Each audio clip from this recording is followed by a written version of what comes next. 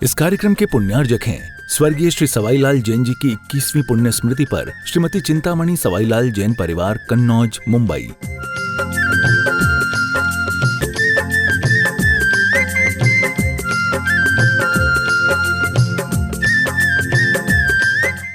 दोनों हाथ जोड़ ले, दोनों आंखें बंद, रीढ़ कमर सिर सीधा। मंगल में मंगल करण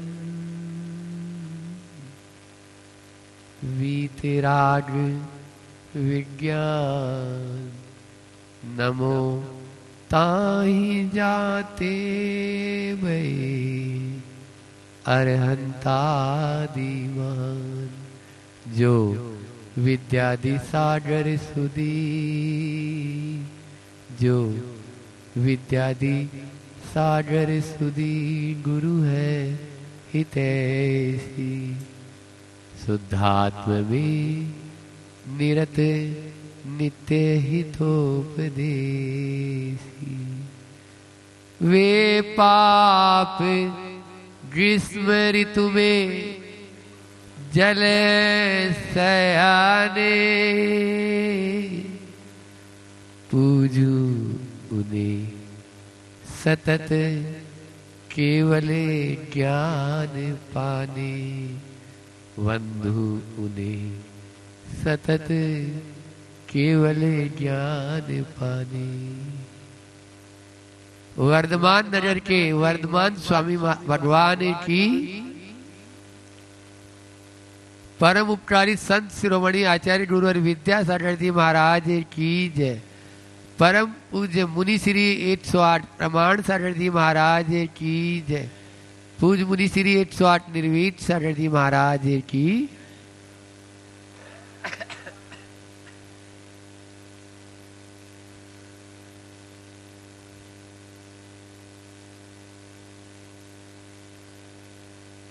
बड़े भाग्य से नर तन पाया, जिनवाणी की राह मिली और देव गुरु और शास्त्र की आराधना करने को श्रावक कुल पर्याय मिली। वर्धमान नगर वालों का यह सौभाग्य, यहाँ पर सबके भवन तो बहुत बड़े बड़े थे, लेकिन गुरु के चरण पड़े। अब भगवान का जिनालय भी बहुत बड़ा बनने वाला है और भगवान भी और बड़े मंदिर में विराजमान होने वाले हैं।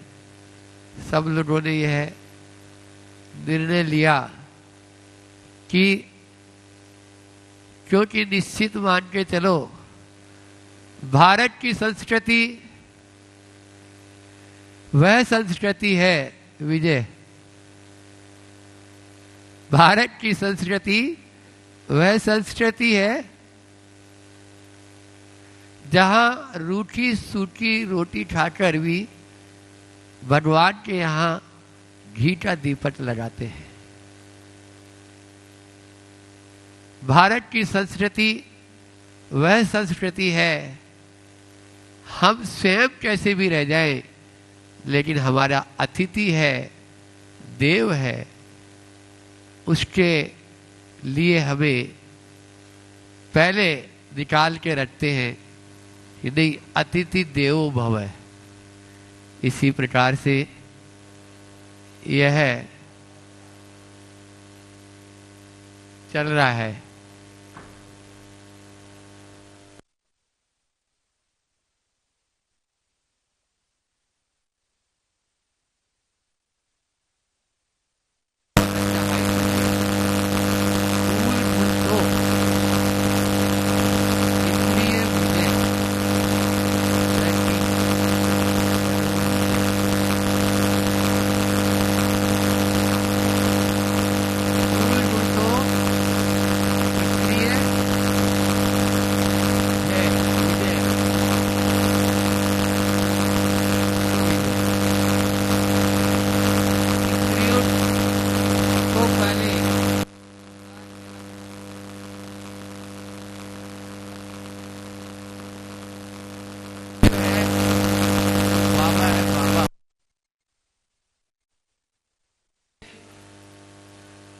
मन तब काम करता है जब सामने विषय होते हैं।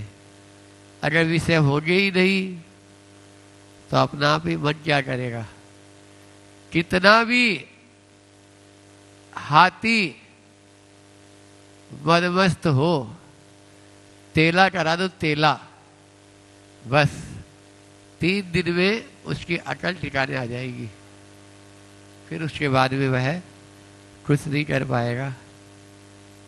इसलिए गुरुजी ने कहा मूल गुण तो इंद्रिय जय न की मनोविजय। और इसी के साथ में ही आचार्य श्री जी ने इंद्रियों का काम, इंद्रियों का काम इंद्रियों से करो। सब बोलेंगे हम इंद्रियों से युद्ध करते हैं, नहीं, आप उसमें अपना मन लगा देते हैं। ध्यान रखना, मन जो है उसमें लग गया तो गए काम से। इंद्रियों के सामने कुछ भी रहे। इसलिए गुरु जी ने बहुत सारे हाइकू इस प्रकार से बनाए जो हमारे लिए मोक्ष का मार्ग प्रशस्त करने वाले हैं।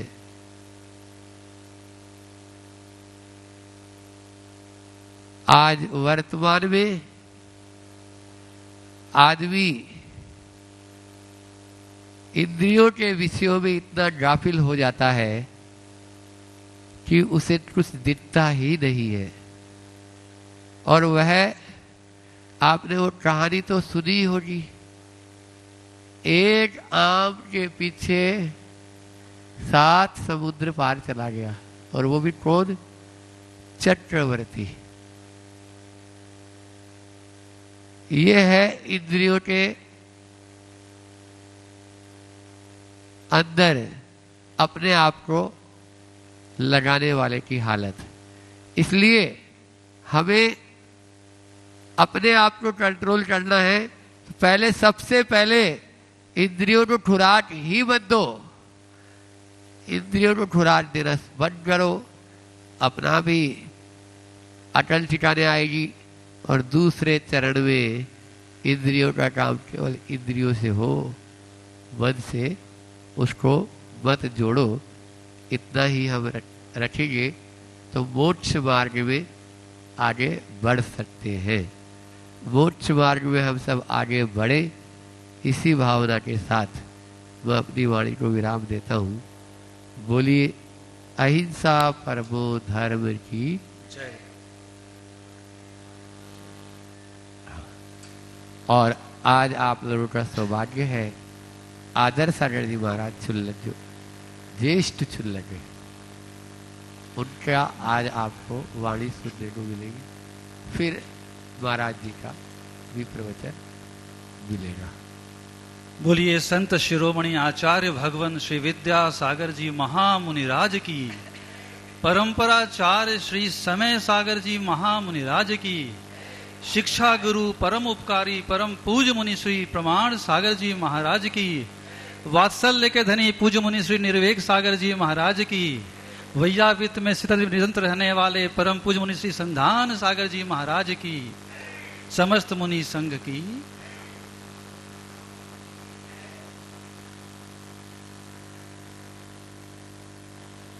लगभग 1 जनवरी 2024 को आचार्य भगवान ने अपने शिष्यों को 14 सूत्र दिए, जो स्वर्णिम सूत्र थे। उसमें उन्होंने यह भी कहा कि संभवतः इसके बाद और कुछ नहीं देना है, और जो दे दिया है वो पर्याप्त है, आपको उसी का मनन चिंतन करता है, मैं पुनरावृत्ति नहीं करूंगा। उस समय लोगों ने नहीं समझा कि ऐसा क्या रहा होगा, ऐसा उन्होंने क्यों कहा, पर बाद में आप सबको पता है कि ऐसा उन्होंने क्यों कहा होगा। उस समय उन्होंने अपने संघ को व्यवस्थित कर दिया और घोषणा कर दी, कुछ बड़े महाराज जी को बता दिया अगले कौन आचार्य बनेंगे। फिर वह दिन भी आया जब आचार्य पदारोहण हुआ। आचार्य जी के उस 14 स्वर्णिम सूत्र में एक सूत्र था जो उन्होंने कहा यह गोली है, टैबलेट है, कुंदकुंद स्वामी की टैबलेट है। उभयरणम जिण मंगे लिंगम जहजादरु विधि भड़िदम गुरुवयणम प्रिय वीणो सुत्तज्जयणम च निदिठम। उन्होंने कहा जिन मार्ग में 4 उपकरण हैं। 4 उपकरण क्या होता है? उपकारम करोति इति उपकरणम, जो उपकार करता है वह उपकरण है। तो जिन मार्ग में कौन उपकार करता है? तो कुंदकुंद स्वामी कहते हैं 4 चीजें उपकार करती है। ये 4 चीजें, 4 बातें, 4 उपकरण ऐसे हैं जो हमारे बड़े महाराज हमेशा 4 बातें बताते हैं। ये 4 उपकरण ऐसे हैं जिसको कोई यदि साधक धारण करता है तो निश्चय से शुद्ध अवस्था को प्राप्त करता है। ये ऐसे 4 साधन हैं। पहला है यथाजात रूप, निर्गंध मुद्रा। इसको यदि देखें और इसे हम यदि घटाएं अपने नवाचार के प्रति, जो यथाजात रूप के दम धारक हैं, वहां देखते हैं उनकी छवि आचार्य भगवान से मिलती जुलती कितनी है। क्यों? कैसी छवि है उनकी? उनको देखकर आपको कभी भ्रमित नहीं होते कि आचार्य श्री बैठे हैं? उनकी छवि आपको एक संस्मरण याद आ रहा है, डोंगरगढ़ की बात है। उस वर्ष आचार्य श्री का स्वास्थ्य थोड़ा अच्छा नहीं था और उस दशरक्षण धर्म का व्रत चल रहा था और उस वक्त मेरा भी स्वास्थ्य ठीक नहीं था। मैं भी कमरे में था, प्रायः मैं भी दशरक्षण जी में आचार्य श्री के सानिध्य में रहता था। तो मैं कमरे में बैठा था, अचानक आवाज आई, प्रवचन चल रहा था, तो मुझे लगा आचार्य श्री स्टेज पर आ गए क्या। बड़ा अंदर से खुशी हुई, आचार्य श्री का स्वास्थ्य अच्छा हो गया है। फिर बाद में मालूम चला कि ये पूज्य मुनि श्री समय सागर जी महाराज जी का प्रवचन चल रहा है। तो कहना ये चाह रहा हूँ कि वो जो निर्गंथ मुद्रा के धारी ऐसे हैं जो हूबहू लगता है आचार्य भगवान है, चाहे बाहरी आकृति के रूप में हो, चाहे उनकी आध्यात्मिक सोच की, उनकी गंभीरता की, हर चीज में लगता है वो आचार्य श्री की प्रतिमूर्ति हैं। तो ऐसी जिन मुद्रा का धारण करने वाला एक दिन भगवान बनता है। दूसरा क्या कहा? गुरुवयणम, गुरुओं के वचन को सुनकर उनके अनुसार चलना।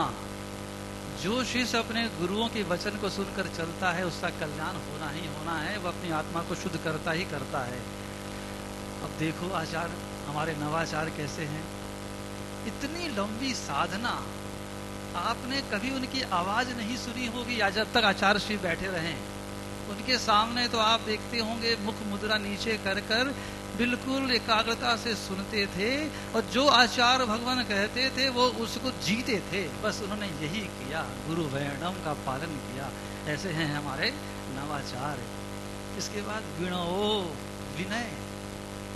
हम छोटे छुल्लक हैं फिर भी उतना विनय नहीं कर पाते जैसे हमारे समय सागर जी महाराज आचार्य जो नवाचार्य हैं, उनका विनय अपने बड़ों के प्रति, गुणवानों के प्रति क्या श्रेष्ठ विनय होता था।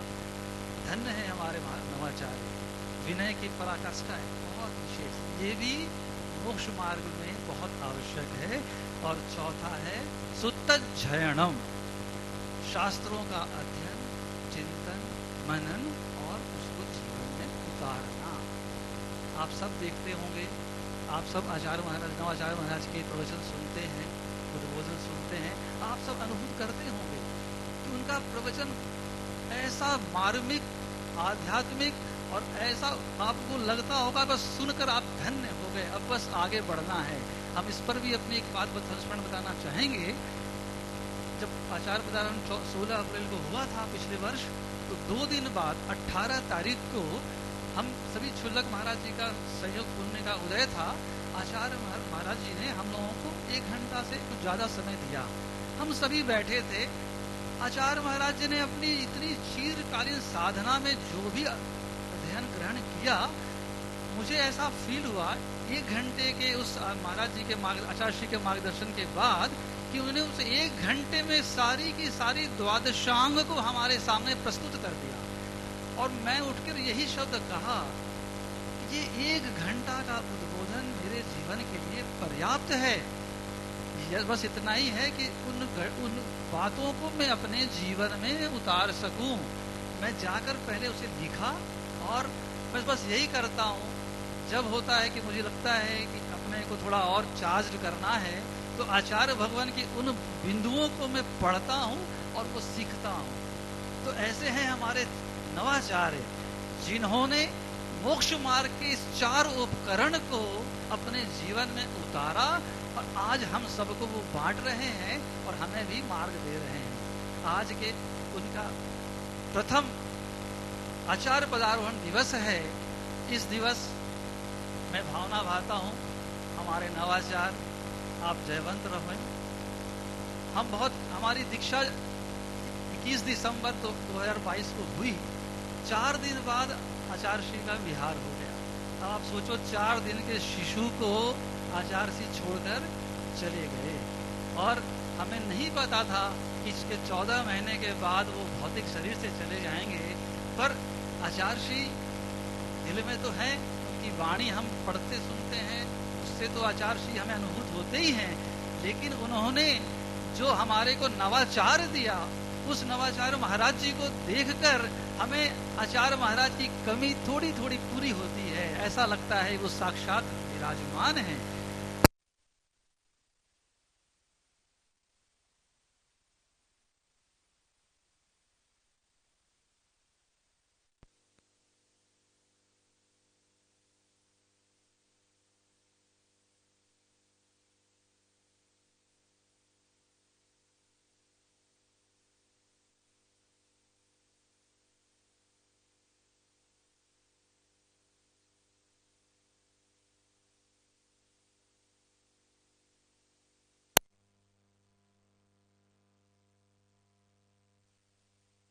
सागर जी और हम चर्चा कर रहे थे। हमने कहा महाराज जी ऐसा कैसे क्या हुआ, ये 1 साल में गजब, 1 साल क्या पहले से ही ऐसा कैसे देखने में आ रहा है। आचार्य श्री तो हमारे आचार्य भगवान थे, पर नवाचार्य भी वही जैसा दिख रहा है, ऐसा कैसे हो रहा है। तो हम लोगों के यही समझ में आया, ये और कुछ नहीं, उनकी ये लंबी साधना का प्रभाव है। और वो साधना कैसी थी? मौन साधना थी। उनकी मौन साधना, उनका अपने बड़ों के प्रति विनय और गुरु वचन, इनको उन्होंने जिया, जिसका नतीजा आज जन जन के वो महासंत बन गए हैं। तो हम उनसे ये प्रार्थना करते हैं आज के आचार्य पदारोहण दिवस के दिन में कि हे आचार्य श्री, हम अपने संत शिरोमणि भगवान को तो साक्षात नहीं देख पा रहे हैं, आप हम सभी क्षुल्लक महाराज, 21 क्षुल्लक महाराज जी की हमारी दीक्षा आई, उसके पूर्व भी थे, हम सब बच्चे हैं। बहुत कुछ आचार्य श्री का डायरेक्ट सानिध्य उस समय नहीं मिला दीक्षा के बाद। अब आप ही हमारे लिए सब कुछ हैं। हम सबको आपका वरदहस्त मिलता रहे, मंगल आशीर्वाद मिलता रहे, ताकि हम आप जैसे बनने की कोशिश करें। इसी मंगल पुनीत भावना से बोलिए संत शिरोमणि आचार्य भगवान श्री विद्यासागर जी महामुनिराज की, परंपराचार्य मुनि श्री समय सागर जी महामुनिराज की। अब आप सबकी तरफ से, अपनी तरफ से हम निवेदन करते हैं महाराज श्री को, हे महाराज श्री, आपका उद्बोधन हम सभी को प्राप्त हो। नमोस्तु भगवान। नमो अरिहन्ताणं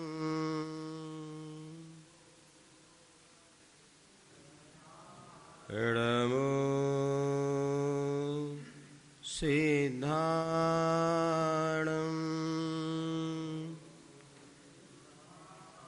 नमो आयर्याणं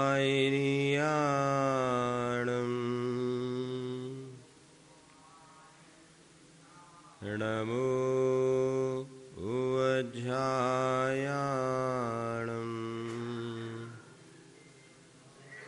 नमो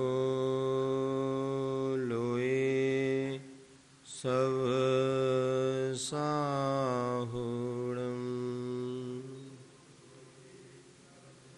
जय बोले अहिंसा परमो धर्म की, शासन नायक भगवान महावीर स्वामी की, आचार्य भगवान श्री कुंद कुंद महाराज की, आचार्य गुरुवर श्री विद्यासागर जी महाराज की, परंपराचार्य श्री समय सागर जी महाराज की, मुनिवर श्री प्रमाण सागर जी महाराज की।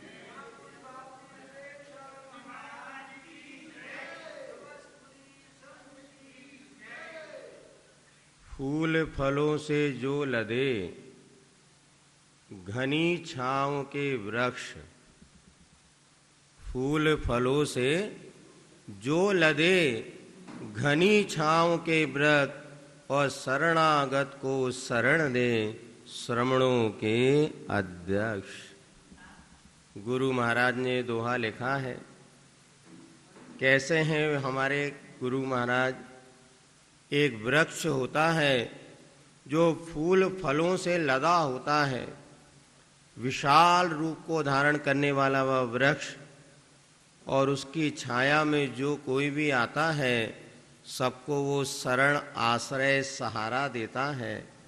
ऐसे ही श्रमणों के अध्यक्ष आचार्य परमेष्टि हुआ करते हैं।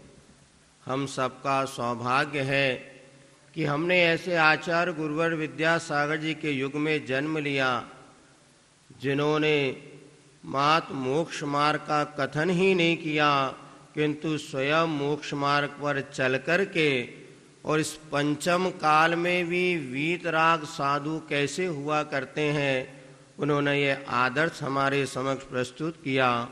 और हम जैसे ना जाने कितने शिष्यों को अपने जैसा बना लिया। आचार्य महाराज ने अपने जीवन काल में जो मुनि पद अंगीकार किया, वे कहते हैं कि जब मैंने 8-9 वर्ष की उम्र में आचार्य शांति सागर जी का दर्शन किया था, उनके प्रवचन सुने थे और मन में तब से वैराग्य का बीज वपन हो गया, और वह वैराग्य का बीज ऐसा फला फूला कि 22 वर्ष की उम्र में उन्हें मुनि दीक्षा धारण करने का सौभाग्य मिला। आचार्य शांति सागर महाराज जी ने इस श्रमण परंपरा को पुनरुद्धार किया। साधु उस समय भी थे, किंतु तात्कालिक द्रव्य क्षेत्र काल आदि की परिस्थिति ऐसी थी कि साधुओं का स्वतंत्र रूप से विहार करना बड़ा दुर्लभ होता था, कठिनाइयां होती थीं। लेकिन जब आचार्य शांति सागर महाराज जब मुनि बने तो उन्होंने कहा, नहीं, कितने भी उपसर्ग और संकट आए, किंतु हम अपने मुनि व्रत को सदोष नहीं होने देंगे और निर्दोष रूप से व्रतों का पालन करेंगे। और उन्होंने अनेक प्रकार के उपसर्ग और परिसहों को सहन किया और पूरे भारतवर्ष में पद विहार करते हुए और जिन शासन की ध्वजा फहराई। एक तपस्वी साधक के रूप में उन्होंने अपने मुनि जीवन में लगभग 9,938 उपवास किए, अर्थात 35 वर्ष की मुनि अवस्था में लगभग 27.5 वर्ष उनके उपवासों के साथ ही व्यतीत हुए। और इस तपस्या को करते हुए भी और वो जिन शासन की प्रभावना करते हुए जब वो पुनः कुंथलगिरी पहुँचे और उन्होंने अपने अंतिम समय को समझते हुए और उन्होंने सल्लेखना व्रत को अंगीकार किया और 36 दिन की साधना करते हुए इस नश्वर देह का विसर्जन 1955 में कुंथलगिरी सिद्ध क्षेत्र पे किया था। आज उन्हीं आचार्य शांति सागर महाराज जी की श्रमण परंपरा में इधर गुरुवर वीर सागर जी महाराज, उसके बाद श्री शिव सागर जी महाराज और गुरुवर ज्ञान सागर जी महाराज, और उनसे दीक्षित होकर के आचार्य श्री विद्यासागर जी महाराज ने उस श्रमण परंपरा को और आगे बढ़ाया और बुंदेलखंड में आकर के गुरु महाराज की बात सुनानी। ऐसे ही है मामा से ममियारे की बात कहने।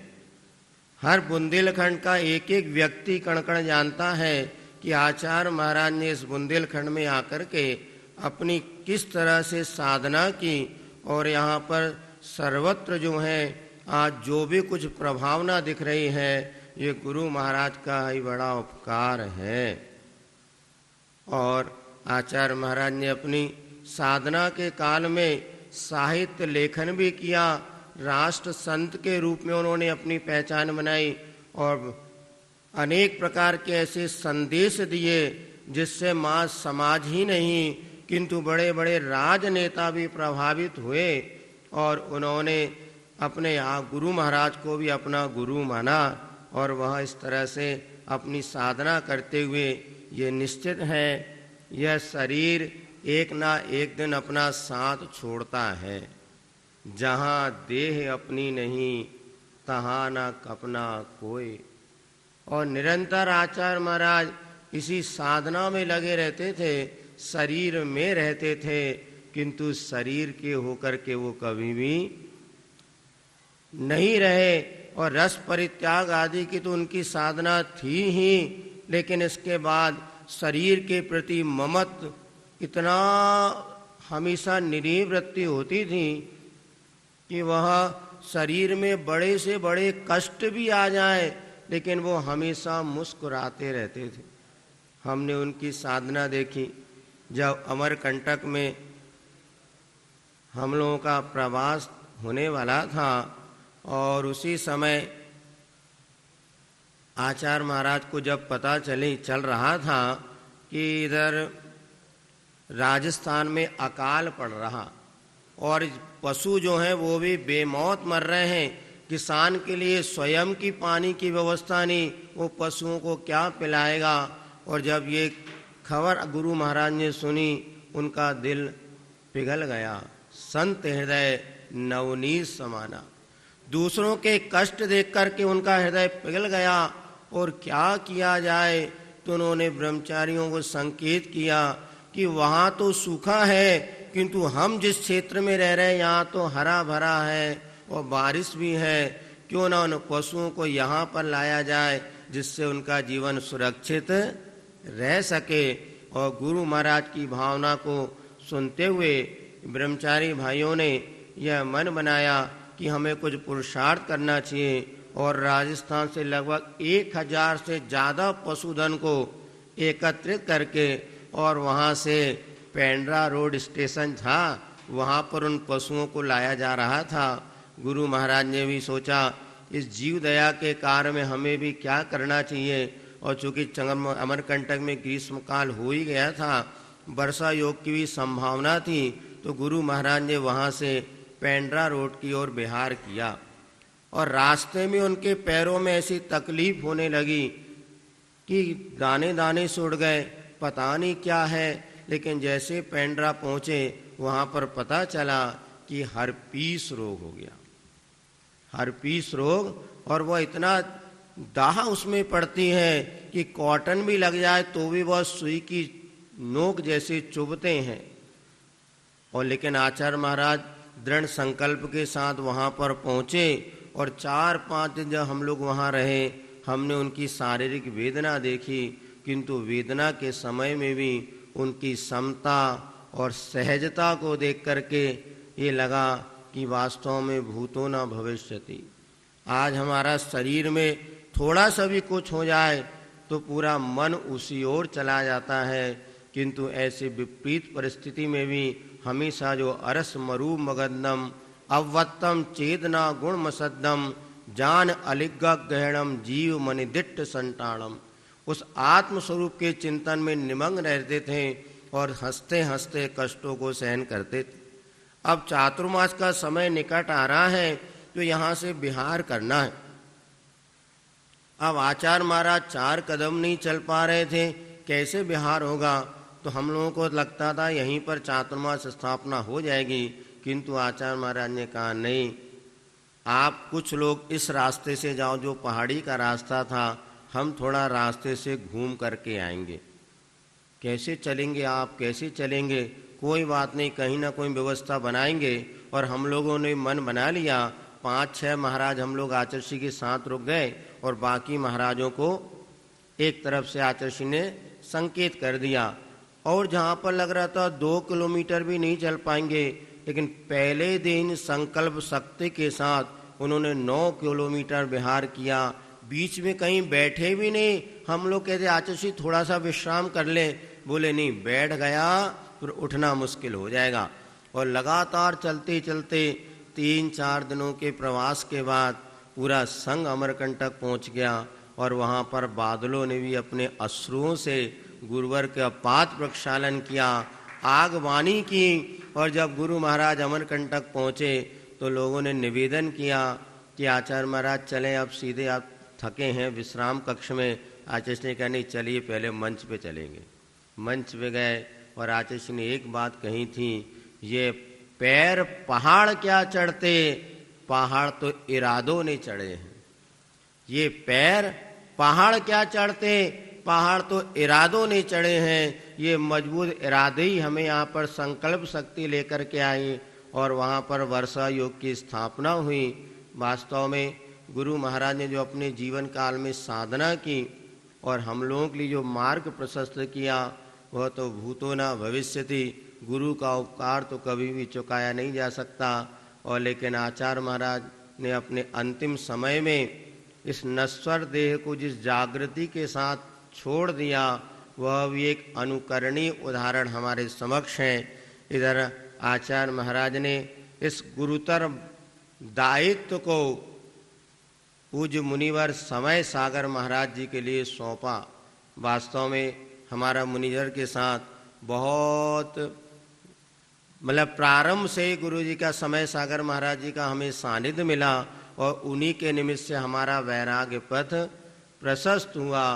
महाराज जी वास्तव में शारीरिक दृष्टिकोण से इतना शरीर साथ नहीं देता था या कुछ अस्वस्थता के चल रही है, फिर भी महाराज ने गुरु महाराज के आशीर्वाद को और आदेश को मानते हुए इस महनीय आचार्य पद को स्वीकार किया और हम सब पर बहुत बड़ा उपकार किया। महाराज जी इतने निरीह संत, हमने तो जब से उनको देखा और उन्होंने कभी भी गुरु महाराज के सामने 2 शब्द कहे नहीं। किसी ने एक संस्मरण में सुना कि किसी ने पूछा महाराज से, आपने कभी आचार्य जी से कुछ चर्चा वगैरह की कि नहीं की, क्योंकि स्वाध्याय में भी आप नीचे ही बैठे रहते।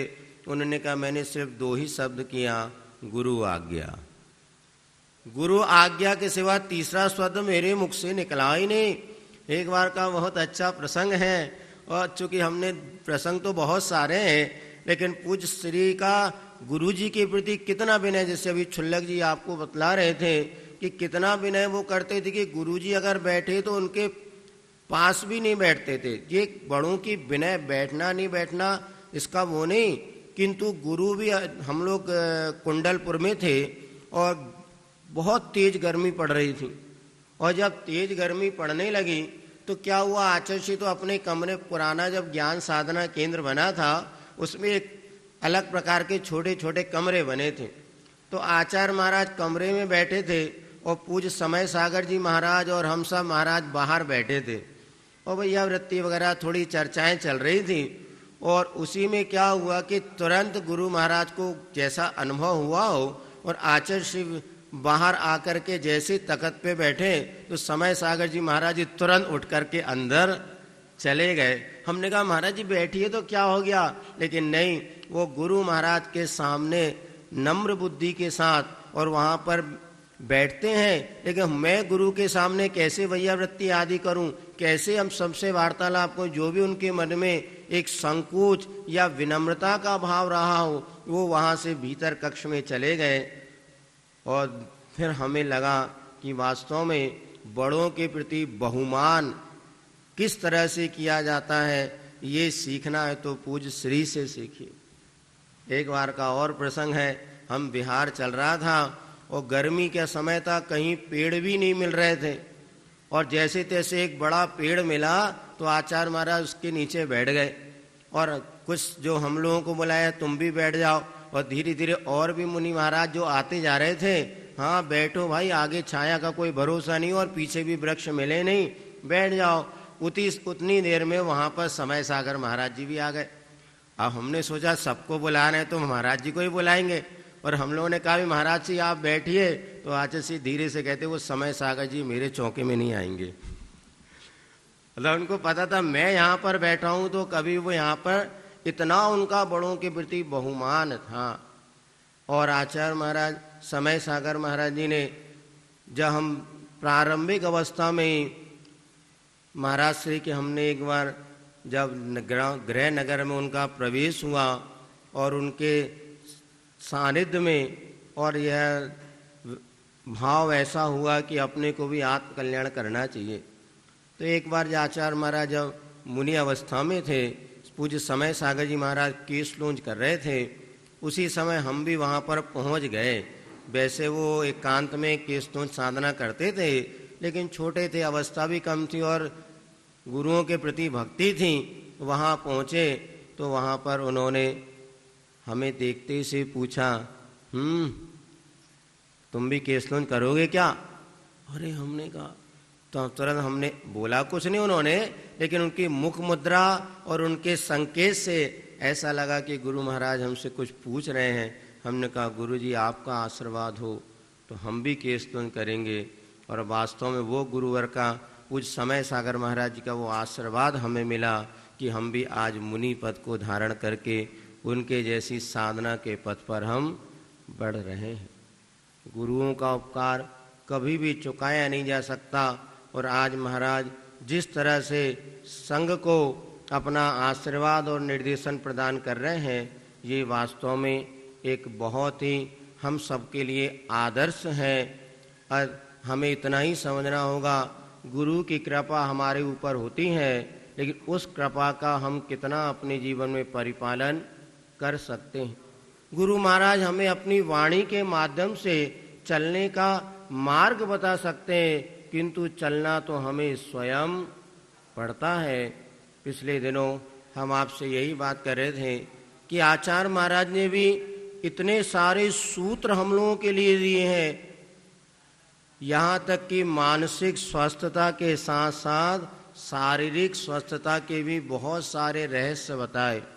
और अंत समय में आचार्य महाराज ने तो जिस तरह से अपने परोपकार को लेकर के अपनी साधना की, इधर शारीरिक स्वास्थ्य के लिए क्या पूर्ण आयु जैसा उपक्रम दिया, इधर जीव दया के लिए दयोदय ऐसा आपको आशीर्वाद प्रदान किया, बच्चों की शिक्षा के लिए प्रतिभा स्थली जैसे संस्थान हमारे लिए दे। अब हम सबका उत्तरदायित्व होता है कि उनके इन जो बीजारोपण उन्होंने किया था उसको वड वृक्ष का रूप प्रदान करने के लिए आज सैकड़ों भाई बहन लगे हुए हैं और वो अपना श्रम और समर्पण सब कर रहे हैं, लेकिन हमें भी उसमें अपना कर्तव्य करना है। आज लोगों के पास किसी प्रकार की कमी नहीं है। जैन समाज एक ऐसी समाज है जिसके पास सरस्वती और लक्ष्मी दोनों की भरपूर कृपा है? यद्यपि दोनों एक साथ नहीं रहते, सरस्वती बैठी रहती तो लक्ष्मी खड़ी रहती है, और लक्ष्मी का कोई भरोसा नहीं है। इसलिए जब तक हमारे पास जो धन पैसा है, जो हमारे पास साधन सामग्री है, उसका हमें सत्कार्य के लिए उपयोग कर लेना चाहिए। और गुरु महाराज ने एक बात हम लोगों को कहते थे शारीरिक स्वास्थ्य के लिए कि पेट, उस दिन हमने बताया था, पेट नरम, पैर गरम, सिर हो ठंडा, और वैद्य जी आए तो दिखाओ। क्यों डॉक्टर साहब? नहीं, डंडा नहीं दिखाना, डंडा दिखाना अच्छा नहीं माना जाता, वो कहावत भले है, लेकिन आप अपने आप को यदि स्वस्थ रखना चाहते हैं तो ये 3 बातों पर आप ध्यान रखिए। पैर आपके हमेशा गर्म रहना चाहिए। पैर गर्म कैसे रहेंगे? पद विहार करिए। पैदल चलने का जितना आप अभ्यास बनाएंगे उतना ज़्यादा स्वस्थ रहेंगे। नहीं तो आचार्य कहते थे अब तो गाड़ी देख करके लाड़ी के पैर में दर्द होने लगता है। घर से अगर आपको मंदिर भी जाना है तो गाड़ी चाहिए। यहाँ पर और महानगरों में हम देख रहे हैं 1% या 5% लोग ऐसे होते होंगे जो कि पैदल मंदिर आ रहे होंगे। सबको स्कूटी चाहिए, मोटरसाइकिल चाहिए। बहू रानी आधे घंटा इंतजार कर सकती है स्कूटी का, लेकिन मंदिर पैदल आने के लिए हिम्मत नहीं बना पाते। ध्यान रखिए, ये आज हमारे शरीर को अस्वस्थ करने वाला है तो हमारे गाड़ी घोड़े की आदत। घोड़ा तो बचा नहीं, लेकिन जो गाड़ियों पे चलने का मना नहीं है। जब विशेष परिस्थिति हो तो आप चलिए, अन्यथा पैदल चलने का अधिक से अधिक मन बनाए। वैसे भी आजकल बहुत से लोग सुबह सुबह घूमने लगे, क्योंकि सुबह सुबह की हवा 100 रोगों की एक दवा। कुछ नहीं करिए, आतिशनी मूक माटी में लिखा है, जब दवा काम नहीं करती तब हवा काम करती। यदि आपको दवा से लाभ नहीं हो रहा, कोई नहीं, बढ़िया आप सुबह 4-5 बजे उठिए, व्रती हैं तो उजाले में प्रवास करिए और सुबह 3-4 किलोमीटर आप पद विहार करिए। नहीं तो सबसे अच्छा नियम ये बनाइए कि हमारे नगर में जितने मंदिर हैं उन सभी मंदिरों के हम सुबह उठ करके दर्शन करने जाएंगे। महाराज बिना नहाए कर सकते हैं? हाँ, बिना नहाए कर सकते, क्योंकि हमारे यहाँ 9 देवता कहे गए हैं। उसमें जिन चैत्यालय भी एक देवता है, जिन मंदिर है। आप भीतर प्रवेश ना करें, बाहर से उस मंदिर के दर्जन करें, 9 बार नमोकार मंत्र का जाप करें, और पूरे नगर में यदि आपके जितने 4, 5, 7 मंदिर आप कर सकते हैं, कम से कम 3 किलोमीटर की आपकी यात्रा भी हो जाएगी और पैर गर्म बने रहेंगे। पैर ठंडे होने का अर्थ होता है आप बीमार हो गए। जब बुखार आता है ना तो पैर कैसे हो जाते हैं? बर्फ के जैसे ठंडे हो जाते हैं। तो पैर को गर्म रखना होगा, ये गुरु महाराज हमेशा कहते थे। इसलिए गुरु महाराज को भी हमने देखा, जब कभी अस्वस्थता होती थी तो बिहार कर देते थे, और बिहार किया तो वो स्वस्थ हो जाते थे। रामटेक में ऐसी अवस्था थी कि बिल्कुल उठ ही नहीं पा रहे थे, और जैसे ही पिछी परिवर्तन किया आधे पौन घंटे में, एक चातुर्मास में, और बिहार किया तो 250-300 किलोमीटर चल के डोंगड़ गांव में शायद पंच कल्याण के लिए वो पहुंचे थे। गुरु महाराज ने अपनी साधना करके हमें बताया है। हम उनके भक्त तो बन रहे हैं, उनकी बात कितनी मान रहे हैं ये हमारे ऊपर आधारित। तो पैदल हर व्यक्ति को आज के दिन संकल्प करें, जबकि आज आचार्य पूज्य समय सागर महाराज जी का प्रथम आचार्य पदारोहण दिवस है, जिसे हम सब लोगों ने बहुत उत्साह के साथ सिद्धछेद कुंडलपुर में मनाया था। उन आचार्य पदारोहण पद पर आरोहित किया था। आज यह दिवस हमारे सामने, आज हमें भी संकल्प से बनना होगा कि हम मंदिर तो पैदल ही जाएंगे। यदि आप मंदिर भी पैदल जाने का मन बनाते हैं, एक पंथ दो काज, धर्म भी आपका होगा, क्योंकि नीचे देख करके आप चलें तो जीव जंतुओं की रक्षा होगी, ईर्या पद समिति पलेगी और पाप से आप बचेंगे। जितना आप वाहनों का प्रयोग कर रहे हैं, जाने अनजाने में आप पाप बंद कर रहे हैं। पहले हमें ध्यान है, हम लोग स्कूल पढ़ते थे तो पास में स्कूल होता था और पैदल चले जाते थे, लेकिन अब आप लोगों ने फैशन बना लिया है कि पास में स्कूल में बच्चों को नहीं डालना, जितनी दूर स्कूल होगा उतना अच्छा है। हमें तो आश्चर्य जब लगता है कि 3री-4री क्लास के बच्चे और 70-80 किलोमीटर दूर पढ़ने जा रहे हैं। क्या पढ़ेंगे बताओ? इस छोटी सी क्लास में, बस शहर में बड़े स्कूल पर हमारा बच्चा पढ़ रहा है। आपका इतना सा अहंकार, लेकिन प्रतिदिन बच्चा जो 80 किलोमीटर जाना और 80 आना, 160 किलोमीटर में होने वाली हिंसा का, पाप का भागीदार वो आपका बच्चा बन रहा है, जो कि इतनी यात्रा कर रहा है। 20-20 किलोमीटर दूर तो फिर भी देखा, लेकिन हमने एक जगह देखा, रोज बच्चे इतने किलोमीटर दूर जाते हैं। सुबह 5:30-6 बजे बस आ जाती थी और बच्चे 8 बजे तक स्कूल पहुंचते हैं, पुनः लौट करके आते हैं। तो हमें आश्चर्य लगा, आज हमने अपने अहंकार की पुष्टि के लिए आज बच्चों का बलिदान, बच्चों के बचपन का बलिदान करने लगे। ये बहुत गलत बात है। हर माता पिता को सोचना चाहिए कि हमारे बच्चों का स्वास्थ्य अच्छा रहे, हमारा स्वास्थ्य अच्छा रहे, इसलिए गुरु महाराज का पैर गरम, पैदल चलने का अभ्यास किए। डॉक्टर भी आपको कहता है कई बार घुटने में तकलीफ है, पैदल मत चलिए, ये नहीं। आचार्य महाराज हमेशा पद विहार करते हुए, और उन्होंने अपनी साधना की, यहाँ तक कि पहले 30-30 किलोमीटर एक बार में उन्होंने विहार किया। तो हमें भी उनकी कुछ चर्या का अनुपालन करा। दूसरी बात है पेट नरम। पेट कैसा होना चाहिए? मुलायम। उन्हें कड़ा पेट हो रहा है तो समझ लेना बीमारी होने वाली है। तो सबसे अच्छा तो उपाय है, अगर भोजन की इच्छा नहीं हो तो भोजन करना छोड़ देना चाहिए।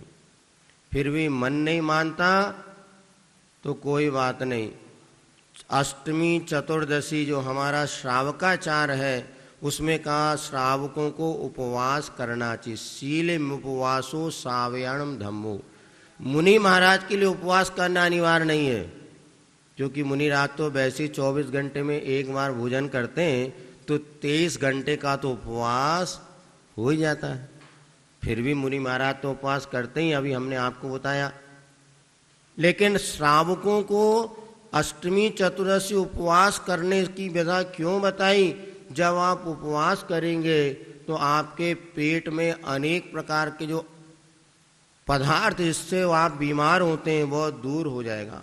उपवास के दिन में इस प्रकार के हार्मोन्स और रसायन शरीर से निकलते हैं जो कि आपके रोग को दूर करने में निमित्त बनते हैं। इसलिए पेट मुलायम, भोजन को आप कंट्रोल करिए, व्रत उपवास नियम करिए। भोजन करते समय ये विचार करिए ये भोजन हमारे लिए हानिकारक तो नहीं है, लेकिन दिन भर आप खाते रहेंगे तो यह कभी भी आपको स्वास्थ्य लाभ मिलने वाला नहीं। आज तो बाजार के जो पैक बंद सामग्री आने लगी हैं, आचार्य महाराज ने इस विषय में भी कई बार अपने व्याख्यान किए कि फास्ट फूड नहीं, पास्ट फूड पर आप आ जाइए। पास्ट माने पुराने जमाने में बुंदेलखंड का औरिया गर्मी की सबसे बढ़िया दवाई। पहले औरिया लचका बन, ठंड आ गई तो लचका बन गया और गर्मी आ गई तो औरिया बन। नींबू की शिकंजी, सत्तू, इसको कहते हैं पास्ट फूड है, गुड़ की गजक, ये कुछ ऐसी चीज होती थी स्वास्थ्य वर्धक भी होती थी। लेकिन अब आपने इसको छोड़ करके जो फास्ट फूड आज बन रहे हैं उसका प्रयोग करने से क्या हो रहा है? अनेक प्रकार की बीमारियां, और सबसे बड़ी बीमारी है तो मोटापा। मोटापा जो बढ़ रहा है ये भी बहुत बड़ी बीमारी का कारण बन रहा है। तो पेट को लंघन नहीं, पेट नरम होने के लिए क्या करना? लंघन करना। 15 दिन में एक उपवास कर दिए, नहीं बनता जल उपवास किए। लोग घबराते उपवास कैसा करें? हमने कई लोगों को उपवास करने की साधना बता दी। क्या करना? कोई बात नहीं, आप 4 बजे तक का उपवास कीजिए। फिर 4 बजे आपको कैसा क्या लगता है देखिए, बिल्कुल खाने की इच्छा नहीं होती, वो भोजन की भी इच्छा एक समय पर होती है। और यदि आपने उस समय अपना मन बना लिया तो 4 बजे के बाद आप देखिए भोजन की इच्छा नहीं होती, और फिर आप संकल्प कर लेंगे तो सारी रात आपकी आनंद से व्यतीत हो जाएगी। और थोड़े कष्ट भी हो जाए तो उस समय चिंतन करो मेरे अशुभ कर्मों का क्षय हो रहा है। और जिन गुरु की हम आराधना कर रहे हैं वो 24 घंटे में एक बार भोजन करके भी व्रत उपवास कर लेते हैं, तो हम क्यों नहीं कर सकते? तो और रात्रि भोजन का तो पहले त्याग ही करो, क्योंकि आचार्यों ने ये भी लिखा है जो रात्रि में 4 प्रकार के आहार का त्याग करता है उसको एक वर्ष में 6 माह के उपवास का फल मिलता है। देखो कितनी बड़ी बात। दिन में भोजन का त्याग नहीं करा रहे आपको, दिन में आप भोजन करिए, लेकिन जब सूर्य अस्त हो जाए उसके बाद 4 प्रकार के आहार का त्याग कर दीजिए।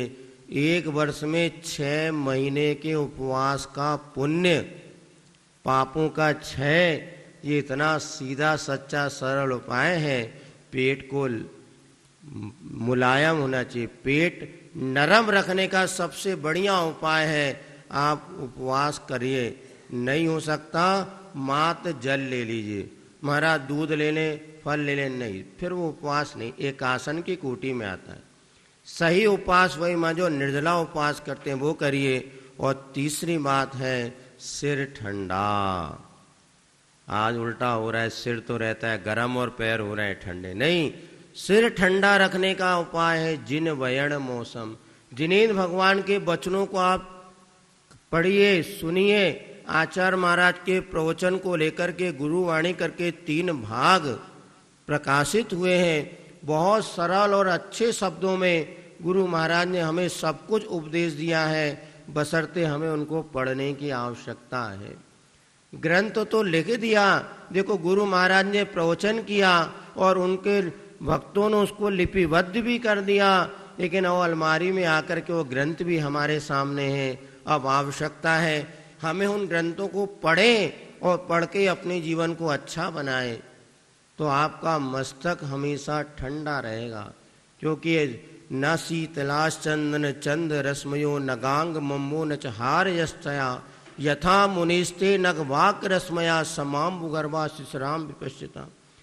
शीतलनाथ भगवान की स्तुति करते हुए इधर समंत्रवत स्वामी ने लिखा है, हे भगवान, गंगा का पानी भी वह शीतलता प्रदान नहीं कर सकता, बर्फ भी हमें वो शीतलता प्रदान नहीं कर सकता जो शीतलता आपके वचनों से शीतलता मिलती है। और वह शीतलता हमें प्राप्त करने के लिए गुरु वाणी और जिन वाणी को हृदयंगम करने की आवश्यकता है। तो यदि वास्तव में हमारा गुरु के प्रति श्रद्धान है और गुरु के प्रति हमारी आस्था है, तो आज के दिन हमें संकल्प करना होगा कि हम गुरु महाराज के जो प्रवचन थे उनको जरूर पढ़ेंगे और दिन में कम से कम 15 से 20 मिनट समय निकालेंगे, जिससे हमारा सिर ठंडा रह सके। और सिर ठंडा रहेगा तो आपके धर्म ध्यान में भी उपयोग लगेगा।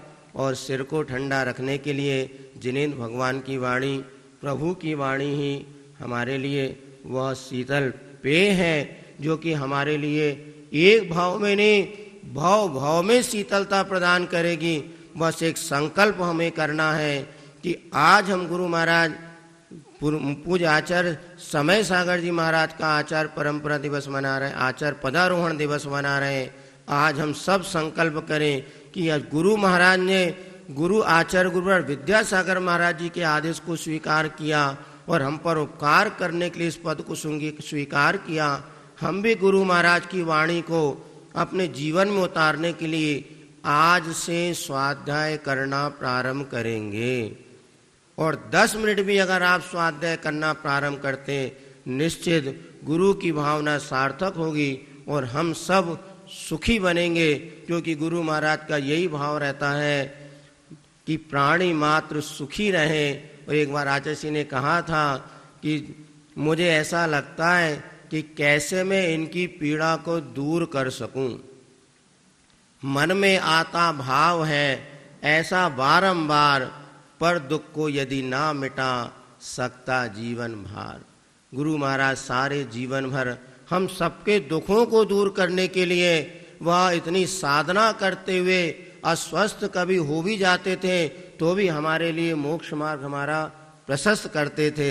हम सभी गुरु महाराज को उपकारों को ध्यान में रखें और अपने जीवन को अच्छा बनाएं। इसी मंगल भावना के साथ बोलिए आचार्य गुरुवर श्री विद्यासागर जी महाराज की।